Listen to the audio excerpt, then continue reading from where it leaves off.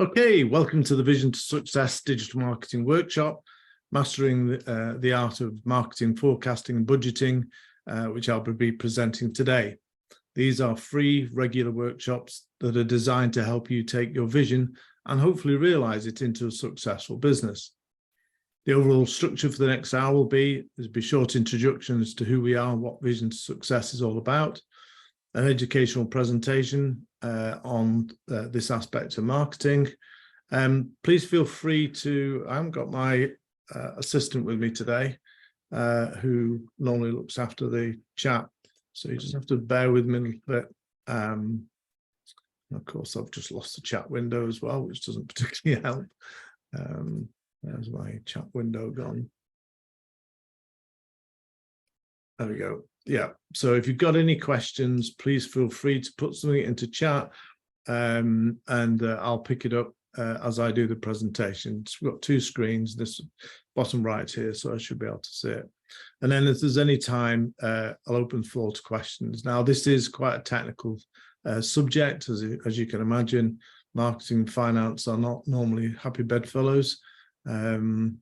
So we'll be sort of, please feel free to ask a question, because if you're asking it, somebody else will, and there's no such thing as a stupid question. So a little bit about me, for those who don't know me, I've been doing coaching of digital marketing, strategy and implementation for the last 20 years, and I've worked with over 600 businesses. And we've got three brands where Cub is the main agency, and then we've got Vision to Success, which is the training, consultancy, support. And then we've also launched an app to help people, marketeers, to do marketing strategy. And we've plugged in ChatGPT so that it's a lot faster and efficient. We have talked about it in the past.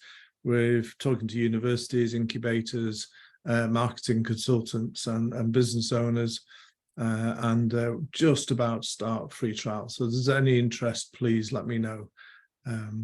We've already got quite a few people on board in the user testing program. So looking forward to testing that out.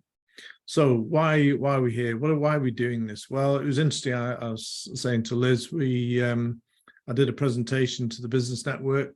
If you're in Lancashire, Business Network's a great network to be in. And it was quite a surprising audience of 35, an in-person network. And it was interesting how not many people knew who their buyer persona was, for example. You know, they're all very bright and intelligent people, and I was surprised at how many couldn't really nail who their perfect customer was, who their ideal client was. So definitely some work to be done. So we're here to build on your knowledge, help you solve your digital marketing problems, and we've got the hub, which I'll talk to you in a minute, which is about 200 plus people in it now. And we believe the future is through collaboration. Very much so. We collaborate with lots of companies, and it really does help. Okay, so what is Vision to Success? Well, we'd run the free monthly workshops as today. We've got the hub.vision2success.co, which is where all the free material, free training is, free support, free resources. We're building the app. As I mentioned, we do have a full course on marketing strategy.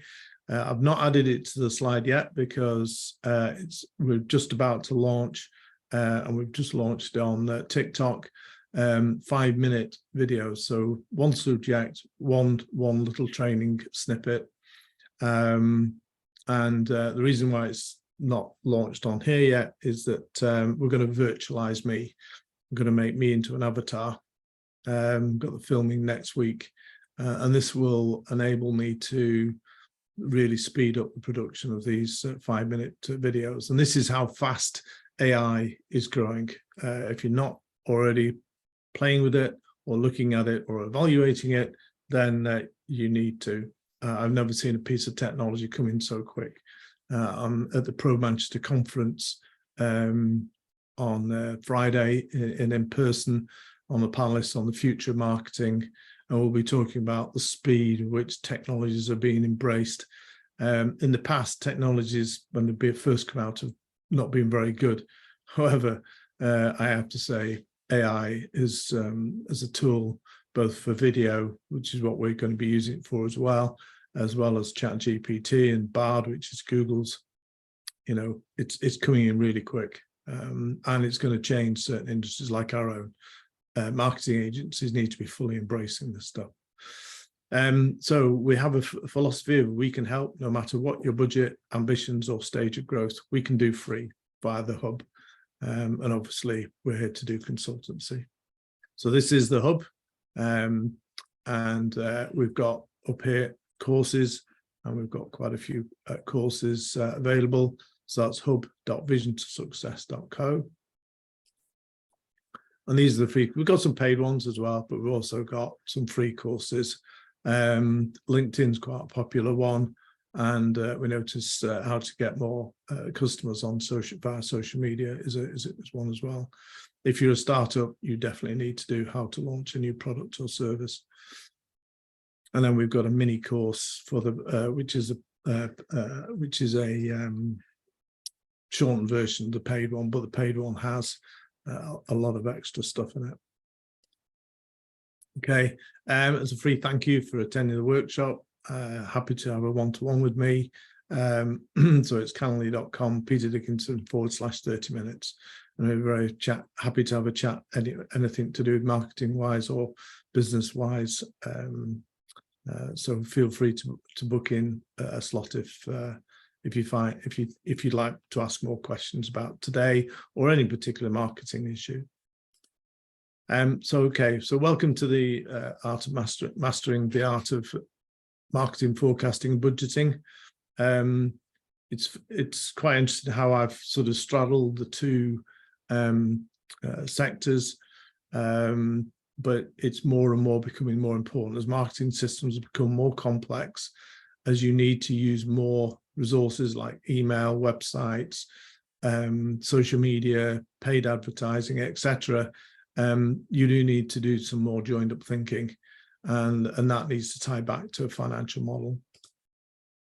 Okay, so how do we develop the model in the first place? So first of all, we look at why have a budget. Well, it's about controlling that spend. I don't know about you guys, but I know we're in fairly economic turbulent times. We did a restructure of the business during the summer in order to cope with increasing demand for more specialist services. So we're more of an agency associate model now than we were just have a team of people in Manchester. Still got some of the team, but we've also now got about 10 to 15 very highly specialized specialists that we tap into. And I think that's going to be the model going forwards for any business, especially something like marketing, where we offer outsourced marketing management, and it's important we deliver exactly what the client wants, not what we've got resources for. And working with the global associate audience has given us that, but we do have to control spending as anybody else does. We need to know what your limits are. The old saying is of turnover is vanity, or sales is vanity. Profit is reality, and cash, which is an important thing, is reality. So it's important that you know what you can spend. It provides a focus. There's nothing like, I was doing ours this morning, going through all the spend and going, well, what are we paying for this? Why are we buying this, etc. It's very easy, especially in slightly larger companies, and we're not a huge company, but we're about £250,000 mark. It's very easy for extra costs to sort of creep in that you don't know about, and so you need to know what's being spent and how effective that spend is. Is that money being spent sensibly? And therefore you get financial certainty. So what is a financial model? I was conscious when I was doing this is I use business modeling, financial modeling all the time. But if you're not into finance and things like that, then it can be what is it? What is it? Well, it can be a spreadsheet or an app which takes the resources and lets you simulate various options. And you've probably all played around with spreadsheets, putting in your budget, putting in and so on. And if you ever speak to an accountant, because they don't really know much about marketing, they'll just put in a budget, one line of budget. Well, it needs to be a lot more complicated than that in order for you to understand what's working and what's not working, and hence why we developed the model. We initially used to use spreadsheets with clients, but now we've got the model to work with. Okay, so when we're, so you can imagine, most companies sell quite a lot of things, especially if you're an e-commerce company. You might have several thousand products, but it's really interesting. One of the things I love about data is that if you have enough of it, you can get sensible averages out of it.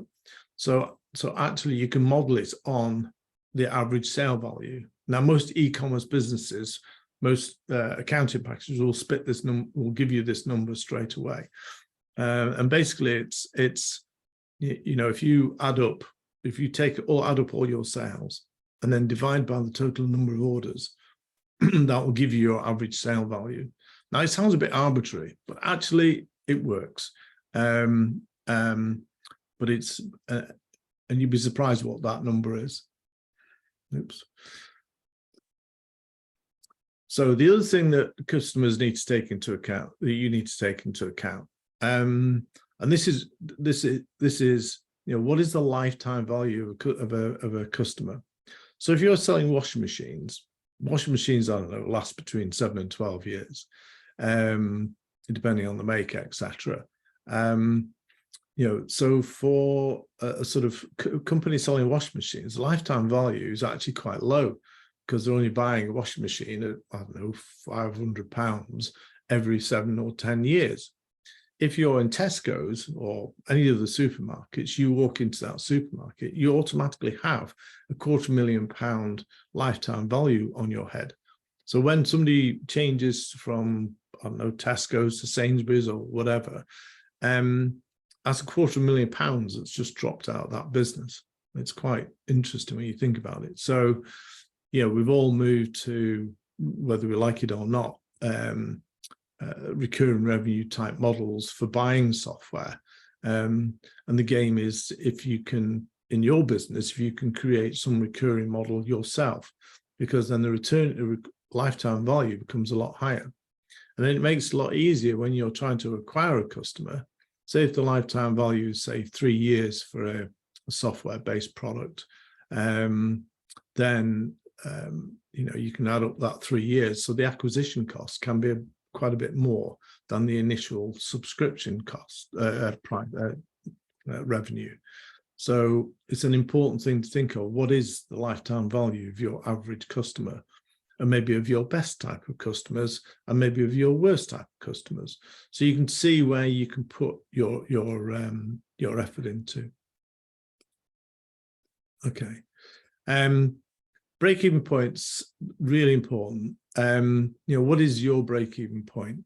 When I'm working with clients, I always, because they don't always know their profitability, what we do is every year we say, right, okay, what's the break-even point now? What revenues do you need to bring in order to cover the costs? So and then all I have to do then when I meet up with the client is say, well, what was your revenue? Because I know what their break-even point is, so I know whether they're in profit or in loss, without having to go, what's the profit this month? Because they may not know. So yeah, work with your accountant and find out what your break-even point is, and then if you're below break-even point, then what is it what do you need to do in order to get past that? So that's another super important point. You've got to know what that is. Obviously, when you're calculating break even, you've got to take it's also based on your direct costs. It's easy if most of your costs are overhead, if you're a small sort of business, but if you've also got variable costs in there, then it is a bit more complex, and especially if you've got a mix of we've got a customer who's got some services at 75% gross margin. I'll have a love of coffee, please. And some that are 50% gross margin. And so that mix will also change break even. And that's where you end up sometimes having a conversation with your accountant, because it's faster to deal with that, to talk to them about it. But it's very important. You need to know on a sort of what your average what that is. Okay, so burn rate. So this is when you're launching a new product or service, you need to sort of take into account the fact that it will burn money. So even if you're an existing company, the opportunity cost lost because you're working on something else means that you know, it will be consuming money. You may not be able to see it, and it may be that it's your wages, but because you're developing a new product, you're not out there selling, you're not out there networking and gaining more customers if you're existing.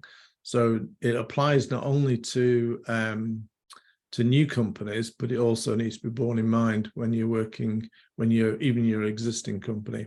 I mean, for example, us developing our app has soaked up quite a lot of my time. That's time I've not been networking, not time I've not been in front of customers, and so on. So there is a cost, and they call it burn rate. If you're a startup working with investment, then you're literally burning through money, and you've got to be able to control that. I've been with one company where they had to go for 3 rounds of investment because the business owner kept changing his mind and kept changing the design of the systems they were doing, and that kept putting them back. Instead of launching, getting some money in, and then fixing it, he wanted it to be perfect, and perfect is the enemy of of launching any business, because if you keep working for that perfection, that's longer you're burning cash, etc. So if you are launching something new, do calculate the burn rate, and then ask yourself, is it sustainable? And if not, you know, what's your contingency? What are you going to do? Are you going to slow down the product development? Are you going to go out and get some bank funding? You're going to get an overdraft, etc. But you almost must always be planning that. So we're going to just step into a step-by-step guide now. This is where we are going to get sort of hurt your brains a little bit, I'm afraid. I've tried to keep it as simple as possible. This is the model that's actually embedded into our app. And this is the model which we've used in spreadsheets when we've been working with funded high-growth startups. So hopefully you're all familiar with the term return on investment. This is a principle that every pound you spend on marketing, there should be an associated rise in sales of some kind. And it may be delayed. So in marketing, it's often delayed, although marketing is often used in digital marketing, especially when you spend some money on Google advertising, and you've got an e-commerce site, that translation is quite quick. Okay.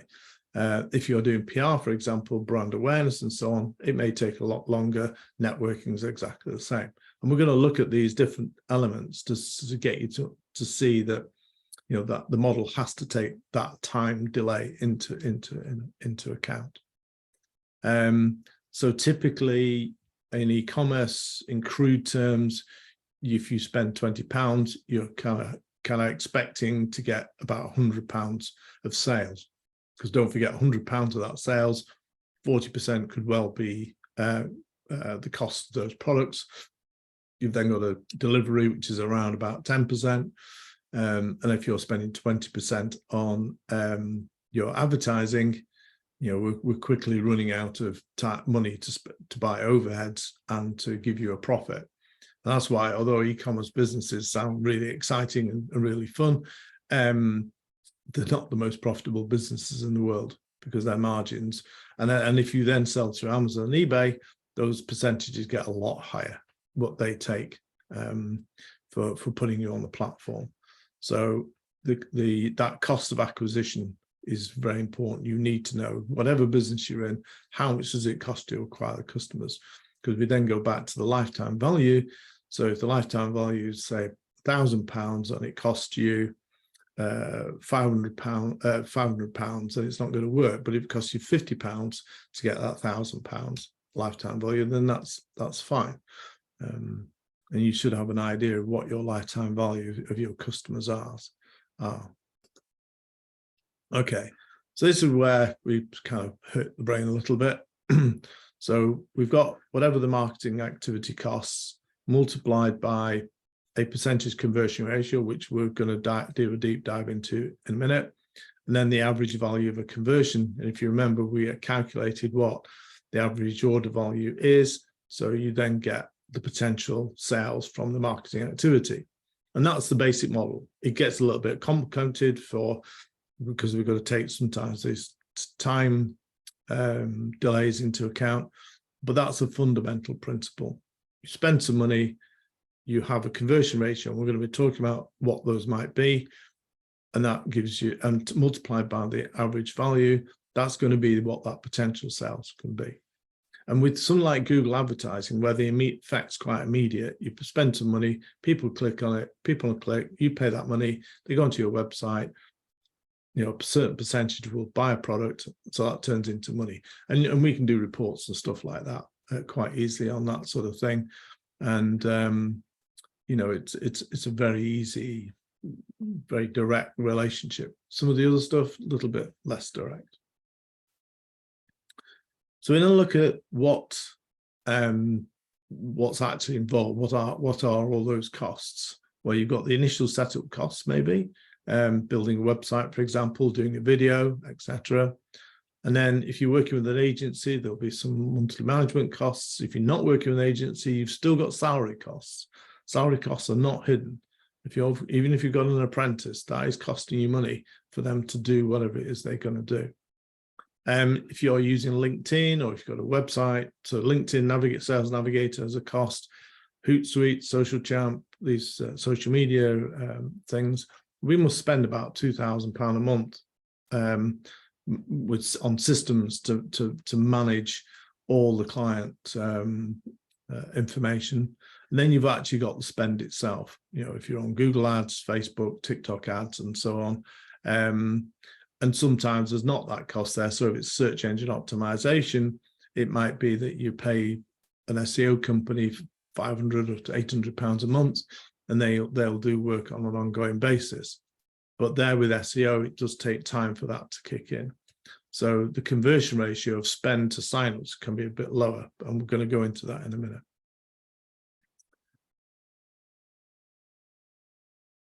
One of the things that I've always looked at is why only a small percentage, whenever you do any marketing, there's only a small percentage that actually converts to sales. And I thought, oh, I must have come across something new. And I was just doing some research, and then boom, here it is, buyer's pyramid. If you Google buyer's pyramid, only 3% of your market, and this is borne out in what I've seen over the years. And it's even when we had things like, you know, when we posted mail shots, you know, 13 years ago now, we'd put stamps on things and send them out in the post. And I never understood why that number is so consistent. It's even consistent in all the digital marketing and so forth. So if you get 3% click-through on an email marketing campaign, you've done well. And it's because only 3% of your market are actually in open, you know, ready to buy. They're ready to do something. And it's surprising when you talk through these stats with people who go, oh, gosh, I didn't realize that. But if you want to know the science behind it. It's called the buyer's pyramid. Just Google it. Fascinating. Okay, here on to the conversion ratios. Right. Okay. So when I obviously as an agency, we look after quite a few email campaigns. We also, as a coach, digital coach, help other people do their marketing and with their outsourced marketing management. And on average, and if you can Google this, marketing, and we see it all the time, email marketing open rate is 18%. They have to be a really connected audience to get higher than 18. And then from that, you get about 2% click through. So if you're on a really engaged audience, say, for example, I always recommend manufacturers to email on a regular basis offers, ideas, innovations to their distributors. And, you know, those will get bigger stats than that.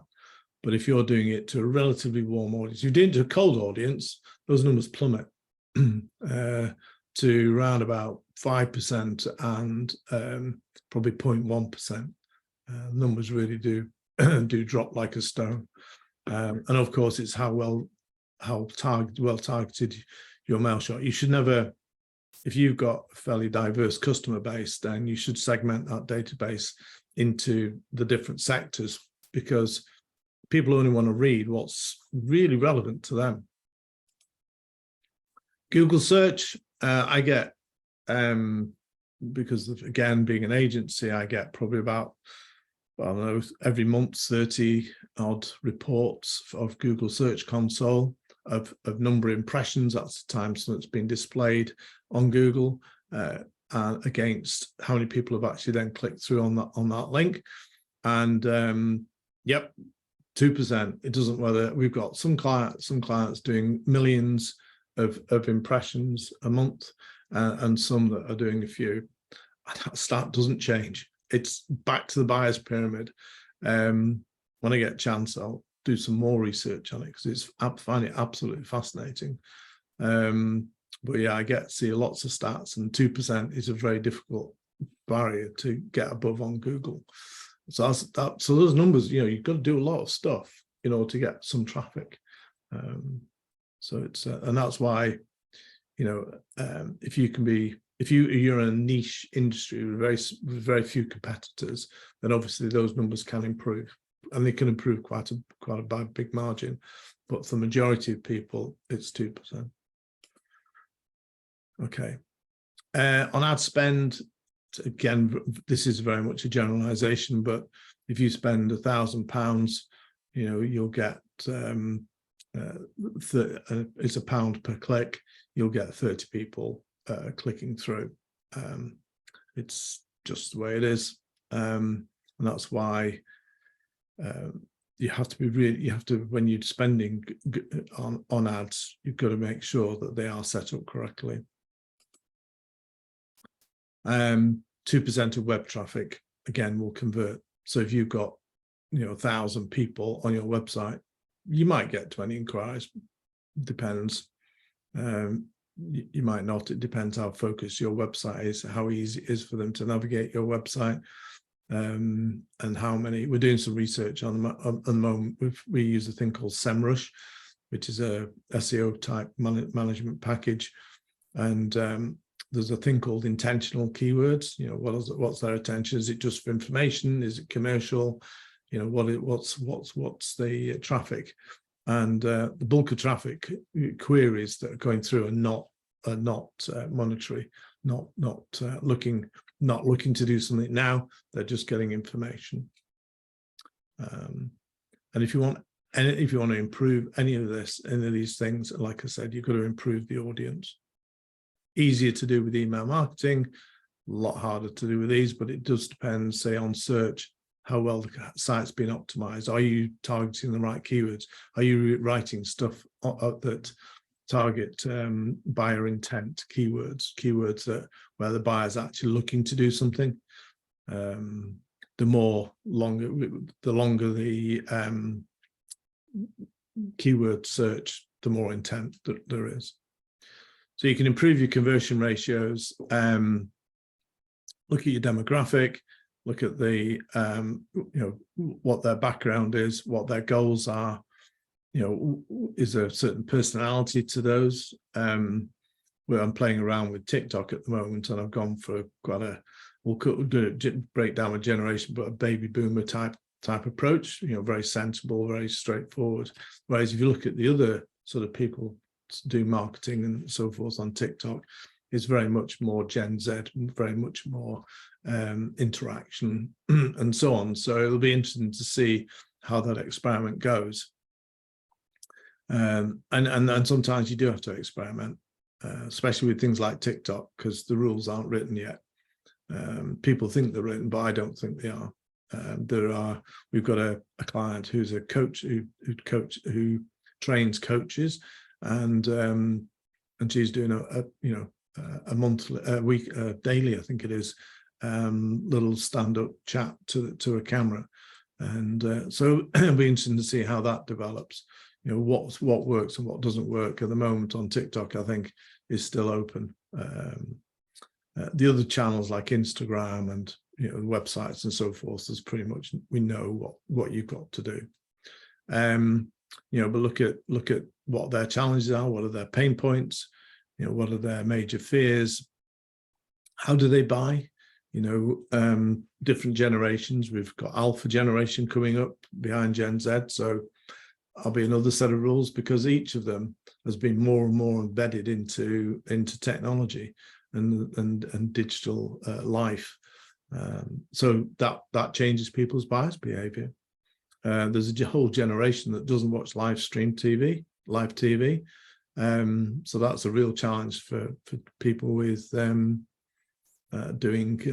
TV ads and so on. How do you sell to somebody via a TV ad, which is what you normally do, like your cars and things, if they don't watch live TV? Now, I know I watch stuff on all four, on the app, and then they force you to watch the ads within the because we have the free one. But on things like Disney and all those, Netflix and so on, we don't get ads because we pay for it. So yeah, things are changing. Okay.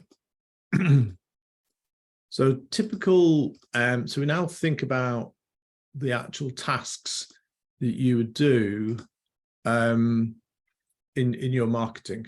And that's not just digital marketing, it's also, sort of networking, good networking networks. As I said, the business network up in Lancashire does a great job. And there's Shout and, and BNI is a bit Marmite, but it works very well for some. So, but these all require money, and they all require time, all of which is in short supply. So you've got to get that return on investment. You can't just go to these things and, keep going. And if they don't give you a return, then, you should be looking at other things. Conferences, exhibitions. So I'm one of the keynote panelists on the thing on Manchester on Friday. I'm at a fintech conference tomorrow. What is it that, so some of this stuff does work, but you've got to look at what your return is. So we'd expect, a mix of these things when working with clients. But notice, you look at all these, you think, well, actually, do I do all these? I do look after my website and so on. Do I do some keyword research? Really important. Before you start building a website, do some keywords, because you want to be writing about stuff that your target audience wants. And you've got to know what your target audience wants in the first place. But some people don't, as I found out the other day. So what I've done, in order, because it's a model, I've got to break things down and so on. So we've got assets like website, ebook, calculators. Alone, if you put a website up these days, it will not produce any sales, guaranteed. I know I spoke to somebody only about a year ago, and they were saying, well, I can't put my website up, I might get flooded. I said, I'll be down there packing the boxes with you if you do get flooded, because that's never going to happen. Just get the thing up and, start talking to people. So assets in themselves don't generate anything. You can't say I've spent 5,000 on the website and I'll get X back. It isn't going to happen. It'll just sit there, do nothing. advertising, if you want the fastest way to get something in, if it works for your industry, it doesn't work for everybody. Google ads, Facebook boosting, Instagram ads, TikTok ads, they're all about getting somebody, attracting them, taking them to a shop, converting them, or converting them into an inquiry if you're inquiry form, or downloading an ebook, or whatever it is at the start of your marketing funnel. Those are the easiest to measure because the time delay is quite short. You've got email marketing, which we call promotional, and there it's not the spend that's important, it's the volume and the quality of the database. So we have to twist the model, but adjust the model a bit to cope with that. And then you've got activity. This is where search engine optimization, PR, networking, conferences, it may be, we've had inquiries after several years of doing stuff on LinkedIn. People remember you. They may remember the buyer's pyramid. They may not be ready, but because your brand's out there, and that's why PR and social media is so important, they won't always be immediate. You should never do social media, by the way, to get immediate effect, unless it's through a Facebook ad or boosting a Facebook post. If you just put organic stuff out, it's not likely to turn into a sale. I do run, I'm a kayak instructor, and I do run our club's website. That's the way it is different. We get a lot of people, a lot of community stuff going around the club. Something special has happened. And we do get an increase in inquiries. There is a bit of a delay, but we run the World Championship Coral Cup racing, and a week or so ago, there was loads of stuff on our social media. We've had about 5 or 10 people sign up since then. So this stuff, sometimes it does work, but if you want it guaranteed, then you need to put money in the pot to do that. Okay, so we're looking at type of costs. So we've got the setup cost. That's just setting up, like building a website, etc. You've got the activity cost. Now, this can either be an agency or it could be an employee, but there is a cost, an activity cost, where you will not get any return. You can't say, my apprentice costs £2,000 a month, I'm going to get £10,000 worth of sales. Doesn't work. So you can't include that. You then got the systems costs, web hosting, sales navigator. Like you say, you might use Social Champ or whatever, or a program to do the posting, etc.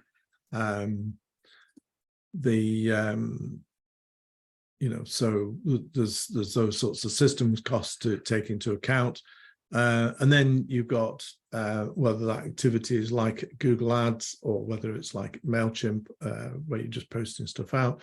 The activity gives an expected return. Now, one of the things that people don't always think about is dependencies, how one thing's linked to another. So rather than so you can put it into a spreadsheet and say, right, okay, for say content management, you need to have done the keyword management first.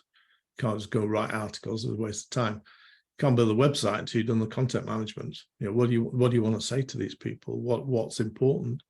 Can't do SEO unless you've got a website. Can't do a web chat unless you've got a website, and so on. So there are certain building blocks, and it's a bit like building a house. You can't put the roof on if you haven't got the walls. So, and that translates into, we use a thing called Creately to do flowcharts. Fantastic piece of software, love it, very cheap, but it allows you to put flowcharts together. And typically, if you actually thought about a joined up marketing, if you really want to say, right, we want to grow our company, that's the kind of thing you're going to need to be thinking about. I've just spent last week building automated reporting, because we need more, the clients and ourselves need more and more in-depth reporting. So Google have launched a thing, or launched a while back, a thing called Looker, well, Data Studios it was called, it's now Looker Data Studios. And we've actually found a specialist who's really good at putting quite detailed reports together, because it's not the easiest piece of software, I have to say. You can use some generic ones, but if you really want depth out of it and real understanding of things being reported to you, so you can do the analytics, then it's worth spending a few quid with them.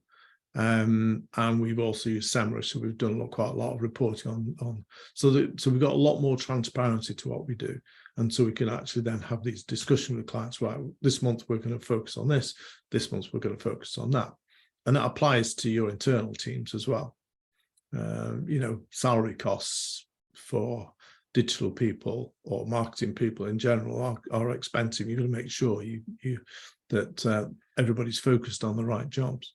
But you can see how each of these things build from each other. You'll be able to get a better look in the slide deck, which will be posted up in a couple of days.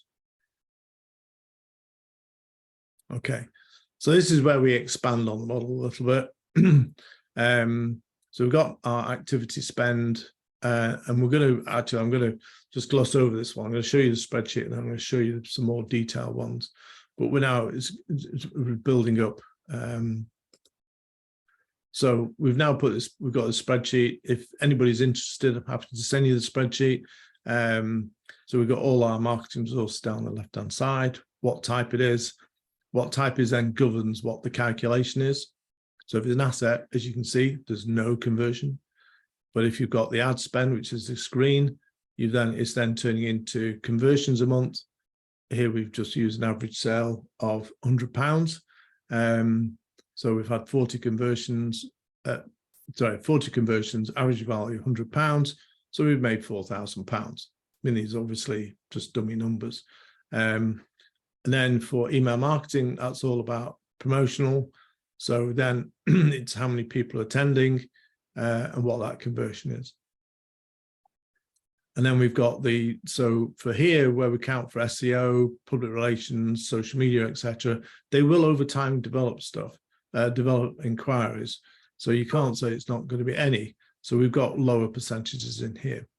And that then gives us some numbers. And these numbers obviously are lower than these numbers because these are more direct push approaches. These are more inbound approaches. And what you can do is with the detailed reporting, you can go, right, okay, we've spent this on this, and this is what we're getting back from it. And it will tell you, the reporting will tell you how many inquiries you've had from organic search, how many from paid search, how many from email. And, with the changes, because Google made some changes from what's called universal analytics to what's called GA4 analytics in around about July. If your web designer or marketing person has not told you about these things and has not adjusted things, then you may not be getting the right data through. So it's worth having a conversation with them, because then you can feed that back into here saying, well, actually we had 3 inquiries that resulted in that sales. Oh, by the way, one of the things you do need to ask when people buy from you, if they buy them from the phone, is try and find out where they heard from you. What was it they were doing when they decide to pick up the phone? Fortunately, these days, less people are using the phone. It's more digital, so we can actually track it just with gear. But there are sophisticated phone systems as well for picking this kind of thing up, depending on the size of the business. If you're a big business, then you can do a lot with phone technology these days.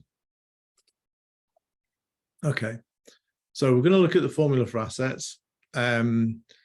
Just having an asset doesn't mean it's sales. So, and so for financial modeling purposes, it's simply an overhead cost that reduces the gross profit of the sale.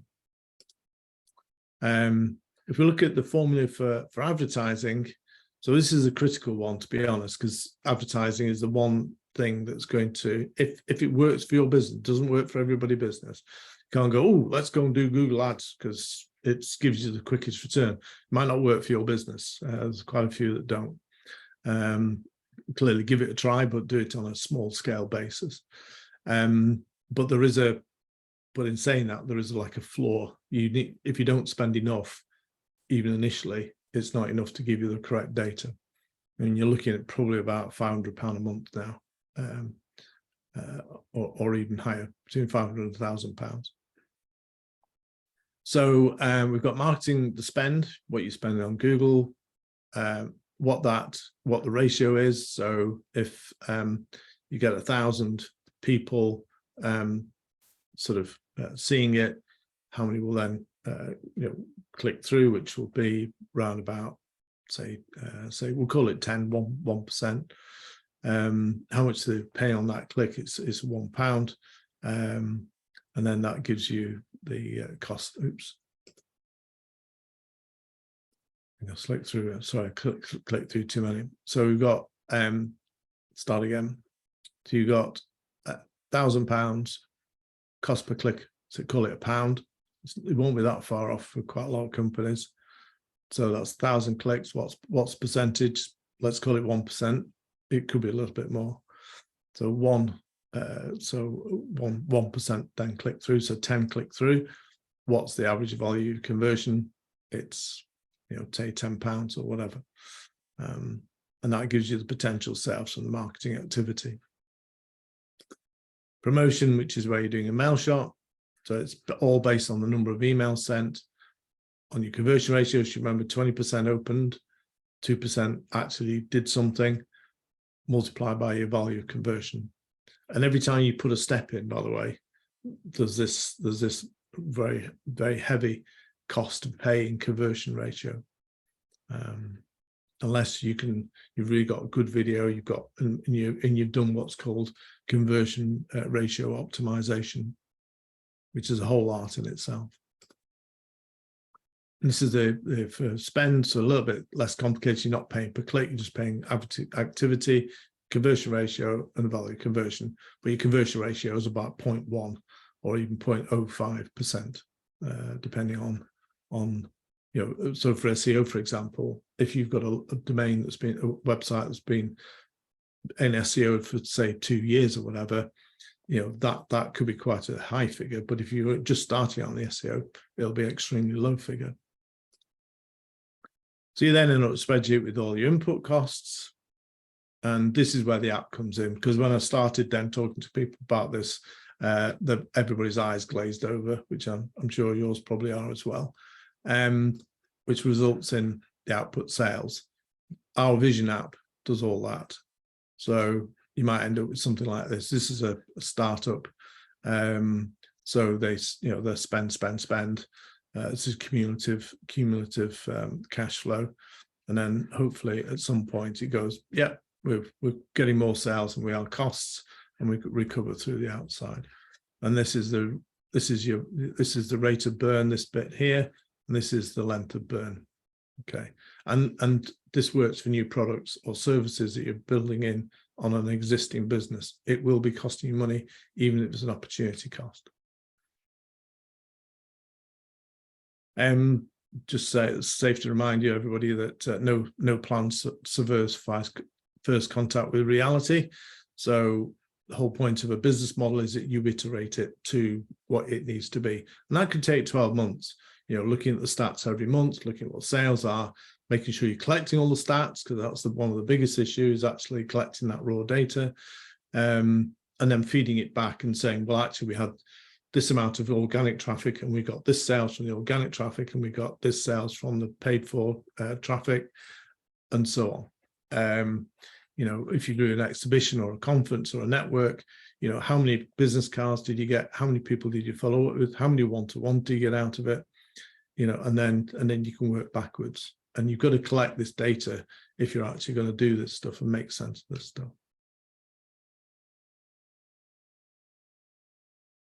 So some actions. So the first thing to do is bring together all the costs of your digital marketing or marketing into a spreadsheet by month. As I say, in a few months' time, you'll be able to do this with our Vision app. We've had to create it separately to Vision2Success because marketing consultants were telling us that they didn't want, if they were going to use the app, they didn't want to see all the stuff that we're doing here. So it's now a completely separate brand, and it'll have its own marketing channels and so on. But you'll have the app to do all this for you. But it equally works in that spreadsheet, which if you email me, I'm happy to give you. So enter, what your costs are, your average cost per click, and so on. look at the analytics, get the conversions, and then create a value. And now you should be able to convert actual revenue with predicted. And I'll say, if you're keen to get going straight away, send me an email and I'll send you the spreadsheet. If you're happy to wait, then the Vision app will do all this for you. And then, of course, like any business, you should review everything. Then gives us thank you for spending time with us. Hopefully you found it useful.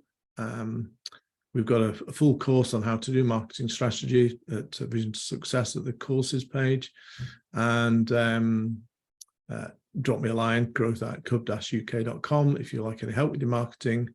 If you're interested in our 5-minute micro courses, then again, drop me an email and I'll make sure that you're notified. We'll probably do a bit of a launch on the standard mailing list that we have as well, just to to get out there.